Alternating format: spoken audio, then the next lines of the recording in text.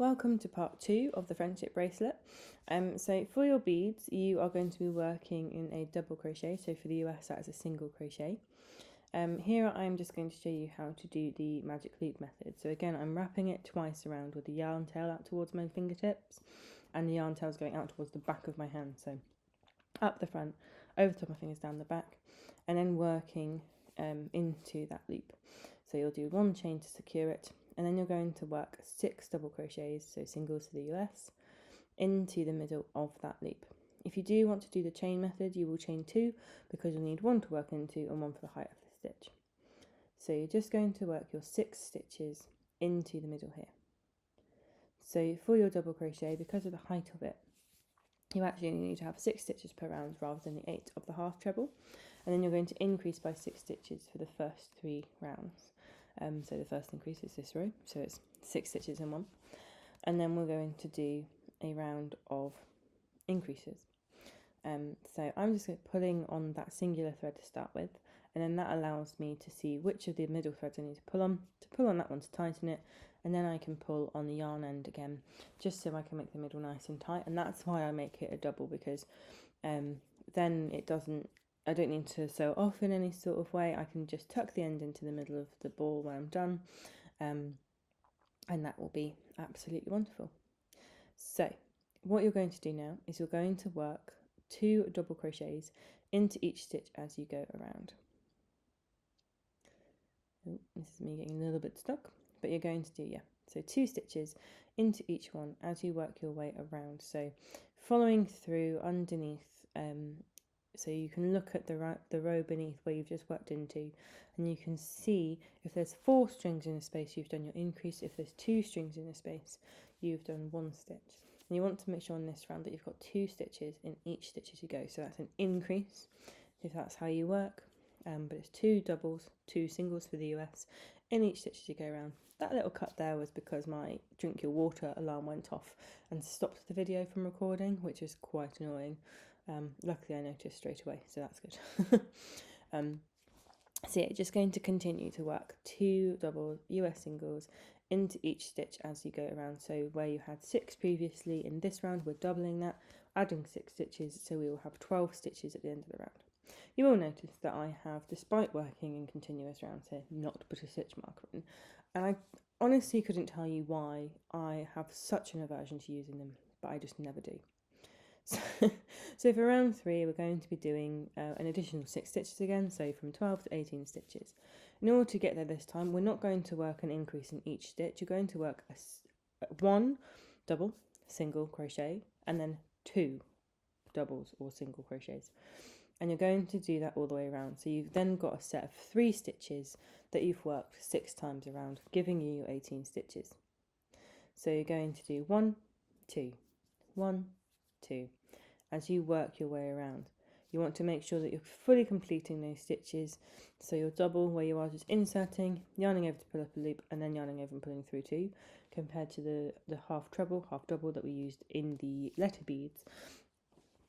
This gives you a shorter stitch, which allows us to make a much smaller shape, much tighter shape, nice and quickly.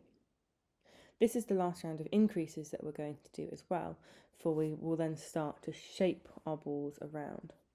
If you did want to continue to make a bigger ball, you would then do an extra increase on each round. So you would do 6 increases again, you'd get to 24 stitches. So rather than going 1 2 1 2, you'd go 1 2 1 as that set of 4 stitches, so that you didn't get a more hexagon looking increase as you went. Now that we've got our 18 stitches, what we're going to be doing is 1 stitch into each stitch, and you're going to do that for 4 rounds. I did film all 4 of those rounds, but it's already 20 to midnight, and I'm starting to lose the will to live, and I'm starting to lose the plot, and I don't think I can talk through 5 minutes of me doing the same thing, and I don't particularly think you need me to either. So let's just go through this first one. So you're just working 1 in each stitch as you work around, and you will start to notice that it starts to curve in on itself or up on itself, depending on how you're holding it. Mine likes to curve in on me, and then I will start to force outwards, so I have the right side facing me. The right side is the side that is facing you as you crochet. the back of the work you will see more like horizontal lines, whereas on the front of it you will see a neater kind of bump, bump, bump, bump, like as you work out around the rows. And it's just got a smoother look to it. Some people prefer to have the wrong side on the outside, but I'm very much a right side on the outside sort of a person. So you will just continue to work in your rounds as you go.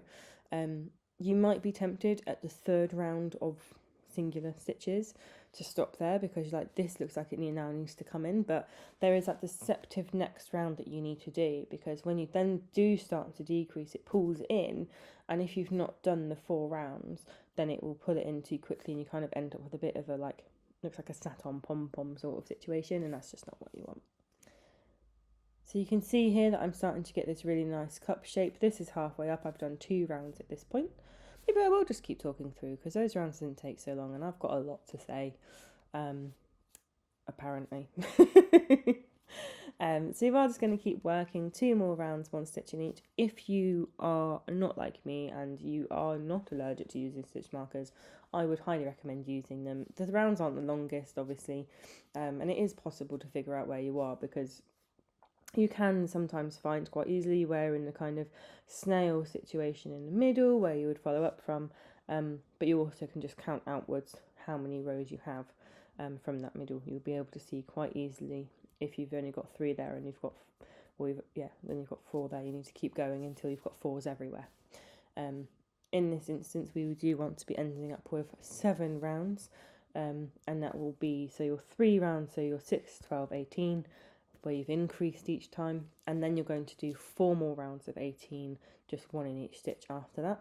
The basic maths for this is that depending on how many rounds you do outwards, so how many times you increase, you'll do 1 extra on top of that for your ones going all the way around. So because we did 3 rounds of increases, we're going to have 4 rounds of just singular stitches. So keep working round 1 in each stitch as you go. This is just going to give us a nice simple little ball shape. You can see here that it's starting to take shape a bit. So we are going to be starting, like, it looks like it's more than half the ball, and it does start to look a bit strange. So we are now going to start doing our decreases.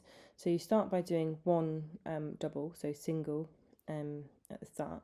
We're going to work invisible decreases because I think it just looks a little bit neater, which is going underneath that front loop like so, then tilting your hook down to go under the front loop of the next stitch, and that just allows you to merge those stitches together, but you would never really be able to tell where they are afterwards, hence invisible decrease.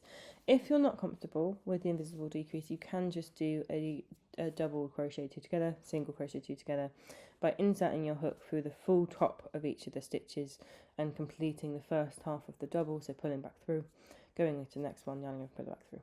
But for your invisible decrease, it's going up from the front, up round just the front loop only, and then coming back down the front to go round into the other front loop only, also from the front. So very, very imperative that you're going from the front on these stitches, otherwise you will mess up the invisibleness of it.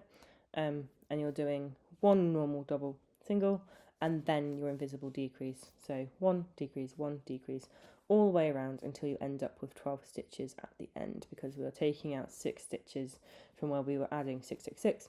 We're now going to take away 6, 6 as well.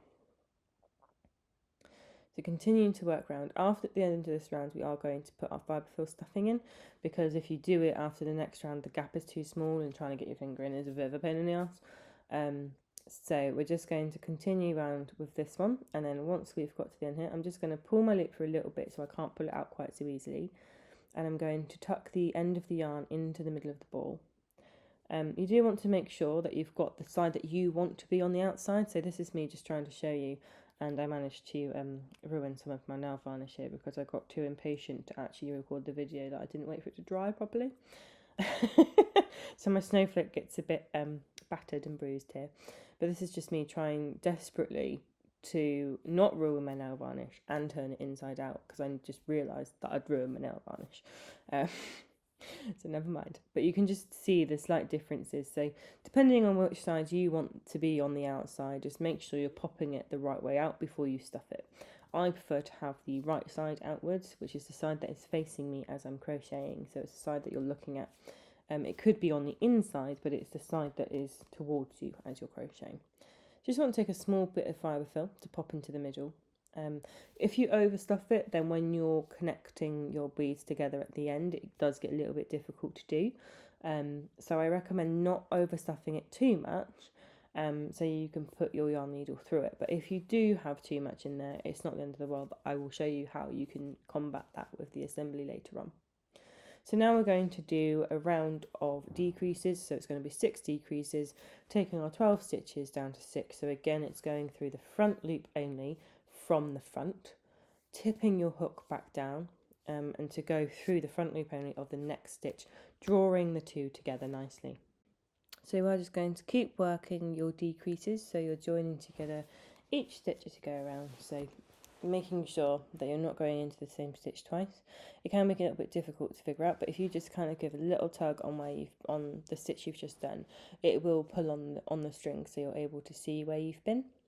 So it's just going through that front loop only, tucking down the front again to go back through the front loop only. Don't come down through the middle of the top of your stitch, as that will just ruin the process. So that's me done with my 6 stitches. Just going to cut myself a long enough end that I can sew together the tops of those stitches and then fasten off at the end as well. So I want to have enough to be able to put on my needle. Apparently it's taken me 1,000 years to find my scissors. So just giving that a trim and then pulling out like you would normally. And then I just use my hook to go through the tops of these stitches. So I go through 2 at once, because any way to do a shortcut, and I will. I have before now tried to do all 6 of these at once, but it gets a bit manic. So just popping through, alternating, so you're kind of weaving it, so I don't go through the same way each time. I'm sure other people will. It's entirely how you want to finish it, to be honest. Giving that a little bit of a tug to tighten it off, and then you can use your yarn needle here, but because my hook was in my hand, I just pop my hook into one of the stitches a bit further down, and then I'm able to pull the yarn through to kind of seal it off nicely. You can use your yarn needle to kind of go around a few of the stitches and everything else, but honestly, because of the friction of the fibre fill inside, I've never found an issue with this coming undone. And because it's not going to be rigorous to use, it's going to be hung up. You don't need to be too precise about how you're finishing it off. I just pull it for a little bit, trim it at the edge, and then just give it a little massage to make sure the end's not poking out.